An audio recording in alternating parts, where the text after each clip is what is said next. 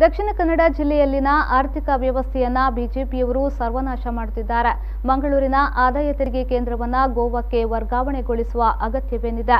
ದಕ್ಷಿಣ ಕನ್ನಡ ಜಿಲ್ಲೆಯಲ್ಲಿ ಅನೇಕ ಕೈಗಾರಿಕೋದ್ಯಮ ಸೇರಿದಂತೆ ಉದ್ಯಮಗಳಿದ್ರೂ ಆದಾಯ ತೆರಿಗೆ ಕಚೇರಿಯನ್ನ ಗೋವಾಕ್ಕೆ ವರ್ಗಾಯಿಸುತ್ತಿರುವುದು ಖೇದಕರ ವಿಚಾರ ಎಂದು ಮಾಜಿ ಶಾಸಕ ಜೆಆರ್ ಲೋಪೋ ಹೇಳಿದರು.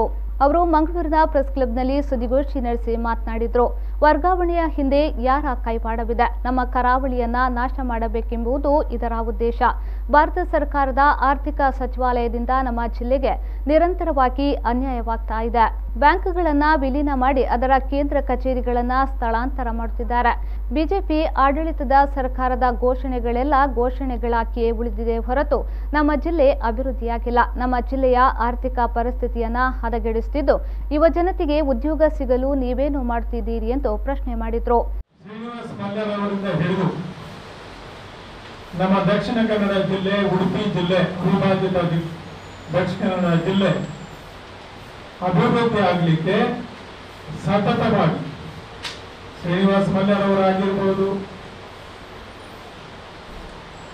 TNA ಪೈ ಅವರಾಗಿರ್ಬೋದು, ನಂತರ ಜನಾರ್ದನ ಪೂಜಾರಿ ಅವರು, ಆಸ್ಕರ್ ಫರ್ನಾಂಡಿಸ್ ರವರು, ಜಾರ್ಜ್ ಫರ್ನಾಂಡಿಸ್ ರವರು,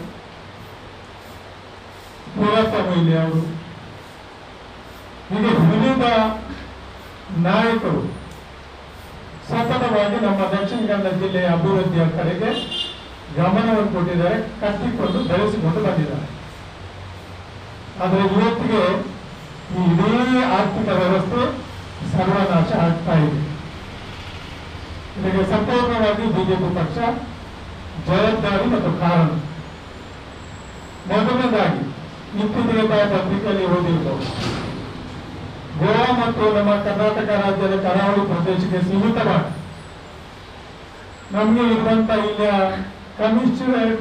ಕಮಿಷನರ್ ಆಫ್ ಇನ್ಕಮ್ ಟ್ಯಾಕ್ಸ್ ಕಚೇರಿ ಗೋವಾದ ಪಣಜಿಗೆ ವರ್ಗಾವಣೆ ಮಾಡಲಿಕ್ಕೆ ಈಗಾಗಲೇ ಅಧಿಕೃತ ಪ್ರಕಟಣೆಗಳು ಆಗಿದೆ, ಇಂಪ್ಲಿಮೆಂಟ್ ಆಗಲಿಕ್ಕೆ ಮಾತ್ರ ಬಾಕಿ. ಯಾವುದೇ ಕಚೇರಿಗಳು ಯಾವುದೇ ಒಂದು ನಗರದಲ್ಲಿ ಇದ್ದರೆ ಅಲ್ಲಿ ಅದಕ್ಕೆ ಪೂರಕವಾಗಿ ಹಲವು ಅಭಿವೃದ್ಧಿ ಕಾರ್ಯಕ್ರಮಗಳು ಆಗ್ತವೆ, ಇತ್ಯಾದಿ ಆರ್ಥಿಕ ಸ್ಥಿತಿ ಸುಧಾರ ಆಗ್ತದೆ. ಯಾವ ಕಾರಣ ಇಲ್ಲಿ ಗೋವಾಕ್ಕೆ ಕಂಪೇರ್ ಮಾಡಿದ್ರೆ ದಕ್ಷಿಣ ಕನ್ನಡ ಜಿಲ್ಲೆಯಲ್ಲಿ ಇರುವಂತಹ ಕೈಗಾರಿಕೆಗಳು, ವ್ಯಾಪಾರಗಳು ಅದನ್ನು ಯಾವುದೇ ರೀತಿಯ ಕಂಪ್ಯಾರಿಸನ್ ಇಲ್ಲ.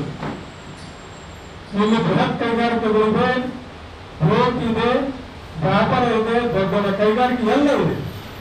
ಇಂಥ ಒಂದು ಕೇಂದ್ರದಲ್ಲಿರುವಂತಹ ಕಮಿಷನರ್ ಆಫೀಸ್ ಅನ್ನು ಚಿಕ್ಕ ಒಂದು ಪಣಜಿಗೆ ಕೊಂಡೋಗಿ ಹಾಕಬೇಕಾದ್ರೆ ಇದರ ಹಿಂದೆ ಇರುವಂತಹ ಕೈಯಾರು ಇದು ಯಾತಕ್ಕೋಸ್ಕರ ಮಾಡಬೇಕು?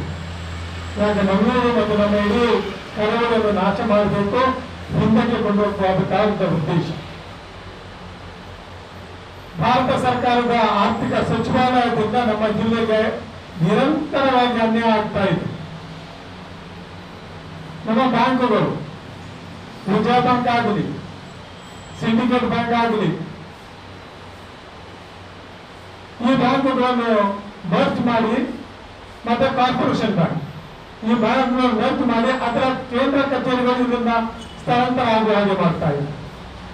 ಸಿಂಡಿಕೇಟ್ ಬ್ಯಾಂಕಿನ ಕೇಂದ್ರ ಕಚೇರಿ ಹೋಗ್ತದೆ, ಕಾರ್ಪೊರೇಷನ್ ಬ್ಯಾಂಕಿನ ಕೇಂದ್ರ ಕಚೇರಿ ಹೋಗ್ತದೆ. ವಿಜಯ ಬ್ಯಾಂಕ್ ಇವತ್ತು ಬ್ಯಾಂಕ್ ಬರಡ ಆಗಿದೆ, ಹೆಸರಿಲ್ಲದ ರೀತಿಯಲ್ಲಿ ಮಾಡಿಬಿಟ್ಟು ನಮ್ಮ ಹಿರಿಯರು ಕಟ್ಟಿ ಬೆಳೆಸಿಕೊಂಡು ಬಂದಿರುವಂತ ವಾಣಿಜ್ಯ ಕೇಂದ್ರ, ಒಂದು ಸದನ್ ಫೈನಾನ್ಷಿಯಲ್ ಸೆಂಟರ್ ಅಂತ ಹೇಳಬಹುದು, ಇದನ್ನು ಇವತ್ತು ಸಂಪೂರ್ಣವಾಗಿ ನಾಶ ಮಾಡಿದ್ರು.